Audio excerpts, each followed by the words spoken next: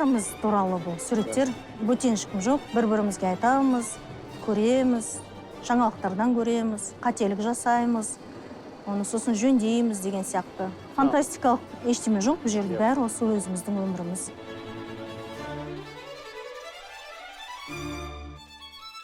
Ана бір суреттің қасында жылап тұрған жігітті көргем.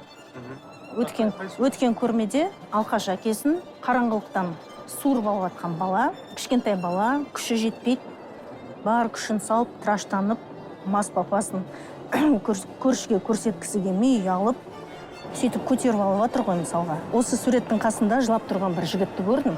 Өзі үлкен, андай еңгезердей жігіт, жаңағыны қарады, оқыды, сосын көзін жасын бетіп сүртіп, сөйтіп кетіп қалды. Сосын ойладым, өзі де кішкентай кезінде жаңағыдай намысына тиген жағдайлар болған болып тұр ғой.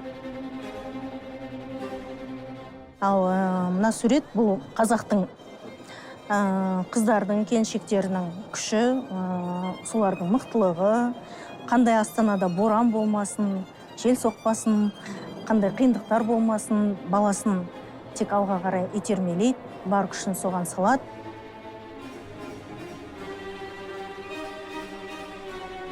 Жалпы суреттердің барлығының мақсаты адамға ой салу, ойландыру, өзін сыртынан көрсету. Бір қыздан хат келді, күйеуім бар еді, сосын бір күні айырылдық дейді, жаман ұзақ айырылдық, процесс сондай сложный болды.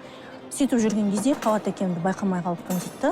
Білген жоқпын, сезген жоқпын, өйткені постоянно стресста жүрдім дейді. Айырылып болып, аборт жасаймын деп ойлайды. Сөйтіп төсек тартып жатып қалдым, депрессияға түсіп дейді бір. Сөйтіп қиналып жатқан кезде дейді, біраз уақыт өтіп кетті, сосын бір күні қой тұрайын, жаңағы дәрігерге қаралайын, барайын деп, өзі бүгін қай күн деп бетіп телефонын алып бетіп, жаңағы әлеуметтік желіге кіріп қалған кезде тура осы сурет алдынан ап шықты дейді. Сосын жаңағыны көріп шошып кеттім дейді, анау мынау менің балам ғой деп, жаңағы зәрем ұшып дейді, жылап, ішімді сипап, өпеуінен кешірім сұрап дейді. Содан кейін соны дүниеге әкеліп, кішкентай неде ходунокта отырған баланың суретін жіберіп тұр ғой. Кіндік шешесі сіз деп, осындай жағдай болған. Онда мен де өзім жылауықпын.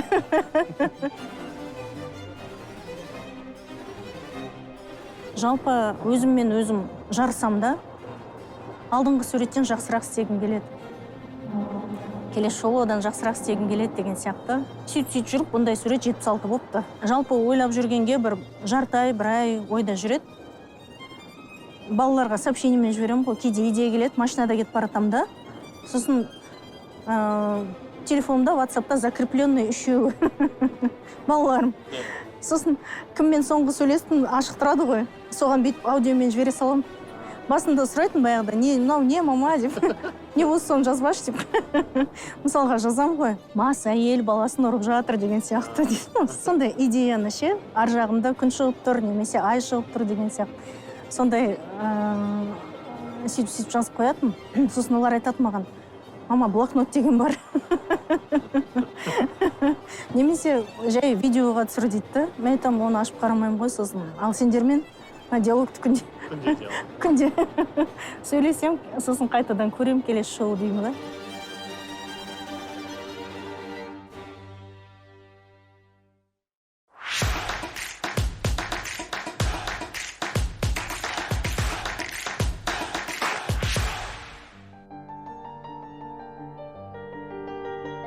Жалпы бұл мүлде ойламаған нәрсе болды. Футболка шығарамыз, ұлттық нақыштағы Ансакизет деген. Осы біздің фирманың бір айлық табысы 3 миллион теңгедей. Өздеріңіз көріп тұрған суреттермен өзімнің елімді аралап, көрме жасап, сөйтіп жүргем ғой. Сосын келесі жазда қазақ хандығына 550 жыл болады деген жаңалықты естідім да, осыдан 6-7 жыл бұрын. Сосын ойладым, мен өзім суретші ретінде қандай өз үлесімді, көмегімді қосалам деп, сосын бір дизайн жасадым. Қазақ хандығына 550 жыл деп жазып, сосын оны әлеуметтік желіге салдым. Мынау сурет, егер 550 лайктан көп жинаса, онда жазға дейін 55 түрлі дизайн жасап берем. Өздеріңіз қалаған жерден бастырып, ұлттық нақыштағы қазақша суретпен футболка киесіздер деп, сөйтіп ұсыныс тастап едім.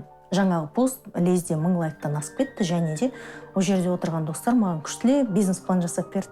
Сол бойынша жаңағы жұмысқа кірісіп кеттім. Жазға дейін 55 түрлі дизайн жасадым. Сосын сөйтіп оны бір-бірлеп жасап бере бастадым. Біреуіне жасаймын, футболканы сатып аламын, бір жерден заказ беремін, салып жіберемін. Ол алып кетті, сосын жаңағы қайтадан тегать ететін еді әлеуметтік желілерде рахметін айтып. Одан көргендер заказ береді. Сосын өзім үлгермей бастадым. Сосын хат жазып отыратын бір қыз керек болды. Сосын телефонға жауап беретін бір қыз керек болды. Оны сосын базардан барып футболканы алып келетін адам керек болды. Оны сосын есептейтін бухгалтер керек болды деген сияқты өзінен өзі ойламаған жерден басталып кеткен осындай бизнес болды. Бұл ниша бос болды, ондай фирмалар болған жоқ.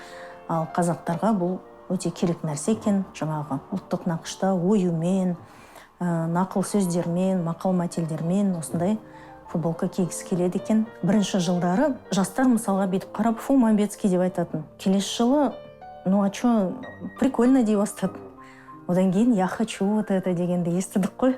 Өте сол мені қуантады, қанаттандырады. Көшеде футболкамызбен кетіп баратқан адамды көргенде өте қатты қуанам, рахмет айтамын. Ол бірақ не үшін айтып тұрғанымды кейде түсінбейді. Олардың таңдауы осы қазақшаға түскеніне мен өте қатты қуанам.